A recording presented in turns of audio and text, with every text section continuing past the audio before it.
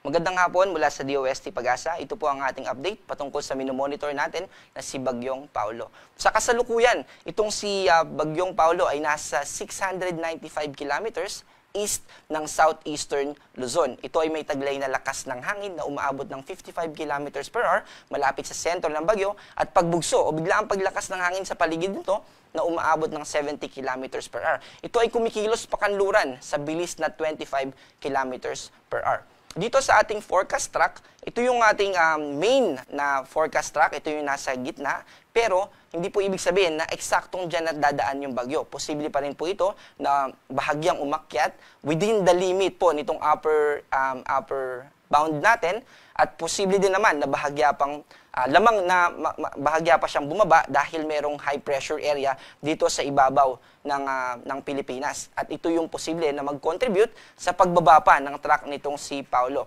At nakikita rin natin sa mga susunod na oras ay mas mag-i-intensify pa ito from tropical depression to tropical storm. At habang binabaybay niya yung karagatan dito sa eastern coast ng ating bansa, ay mas lalakas pa ito into severe tropical storm. At hindi natin inaalis yung posibilidad, worst case scenario natin, aabot pa ito ng typhoon category. Ibig sabihin, ang pinakamataas na posible nating itaas na tropical cyclone wind signal ay signal number 4. At simula sa Friday o Friday ng tanghali hanggang hapon, ito yung time na binabaybay niya yung ating kalupaan at maaapektuhan mainly yung northern Luzon at yung central Luzon. At habang binabaybay po niya yan na severe tropical storm siya, ay dahil sa may kabilisan, itong si Bagyong Paulo, ay by Saturday morning or in the afternoon ay tuluyan na ito na nasa labas ng Philippine Area of Responsibility. Sa kasalukuyan ay meron na po tayong nakataas na wind signal number 1. At dito yan sa northern portion ng Catanduanes, partikular na dito sa mga munisipyo ng Pandan, Bagamanok, Panganiban at Viga. At ibig pong sabihin yan ay posible na makaranas tayo ng 39 to 61 kilometers per hour. At ito po ay merong 36 hours na lead time. Ibig sabihin, kapag tinaas po natin na wind signal number 1, ay hindi po agad natin itong mararanasan. Within the next 36 hours po, yung ating ina-expect dito, para makapaghanda po tayo. At para naman sa mga pag-ulan, kanina po ay may mga kinalaman purely sa hangin. Ngayon naman dito sa mga lakas ng pag-ulan, ina-expect natin tomorrow ng 5 p.m. hanggang sa Friday ng 5 p.m. makakaranas tayo ng 100 to 200 millimeters dito sa mga probinsya ng Apayao, Cagayan, Abra, Kalinga, Mountain Province, Ifugao, Benguet, Nueva Vizcaya, Quirino, Aurora at Isabela. Ibig pong sabihin ng 100 to 200 ay posible yung multiple o ilang mga pagbaha within a province. At posible din kapag nakatira tayo sa mountainous areas dito sa halimbawa sa Sierra Madre, ay posible rin na makaranas tayo, wag naman po sana, ng mga pagguho ng lupa.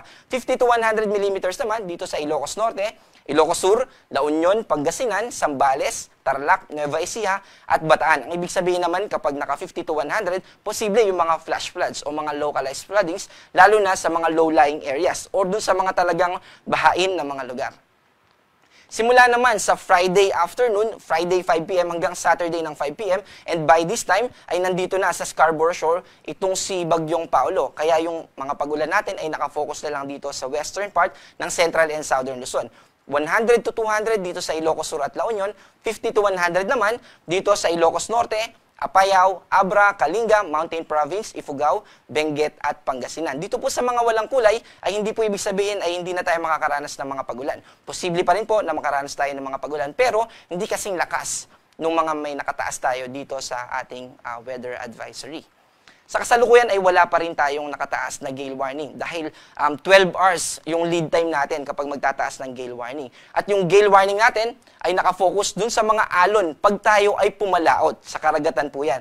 Dahil yun yung difference niya dito sa storm surge. Yung storm surge warning naman natin, ito yung taas ng alon na hahampas sa ating coastal areas. Dito po yan sa north and eastern coast ng Cagayan, eastern coast, yung coastal areas ng Isabela at ganoon din sa northern and central coast ng probinsya ng Aurora. Ibig pong sabihin nito, posibleng umabot ng 1 to 2 meters yung ating mga pag-alon dito sa ating mga dalampasigan.